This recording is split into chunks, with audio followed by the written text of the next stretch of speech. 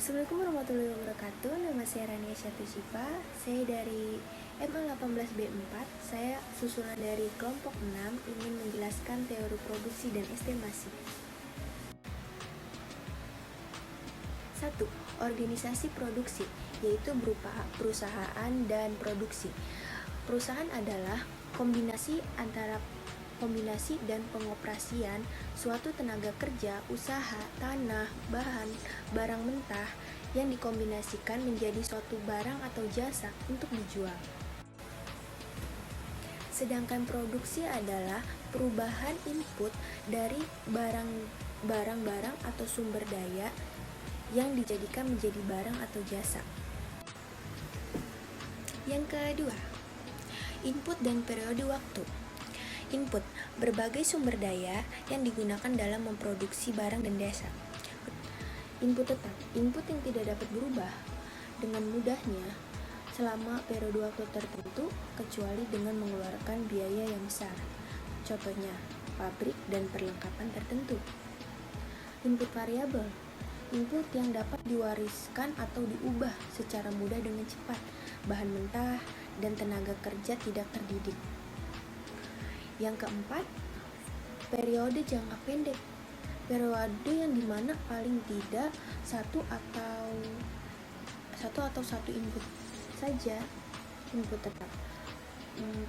Periode jangka panjang, periode waktu dimana seluruh input dan variabel dalam variabel. Apa sih fungsi produksi?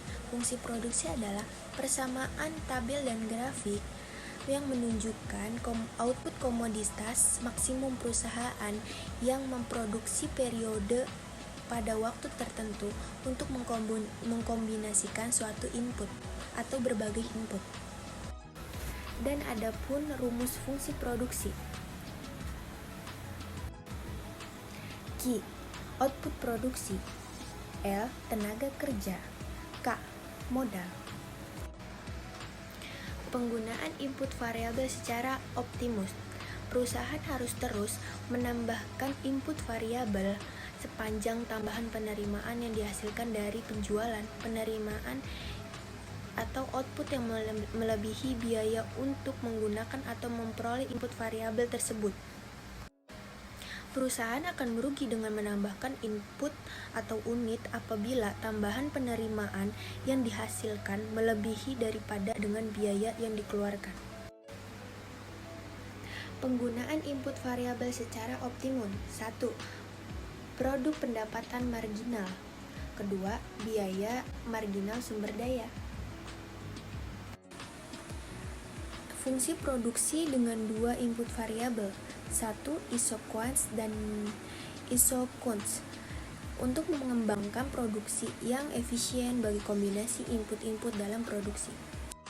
Isoquants yang tinggi menunjukkan hasil yang lebih besar, sedangkan isoquants yang kecil menunjukkan hasil yang lebih rendah. Contoh rumus isoquants. Skala hasil adalah derajat sejauh mana output berubah akibat perubahan tertentu dalam kuantitas semua input yang dipakai dalam produksi. Ada 3 skala hasil. Yang pertama, skala hasil tetap. Yang kedua, skala hasil menurun. Yang ketiga, skala hasil meningkat. Yang terakhir adalah inovasi produksi. Inovasi produksi adalah determinan yang penting bagi daya asing perusahaan. 1. Inovasi produk baru, dan yang kedua, inovasi proses. Inovasi dapat dibahas dengan isoquants. Yang satu, produksi baru butuh isoquants baru. Yang kedua, menggunakan tingkat output dapat diproduksi dengan lebih sedikit input yang dibanding inovasi sebelumnya.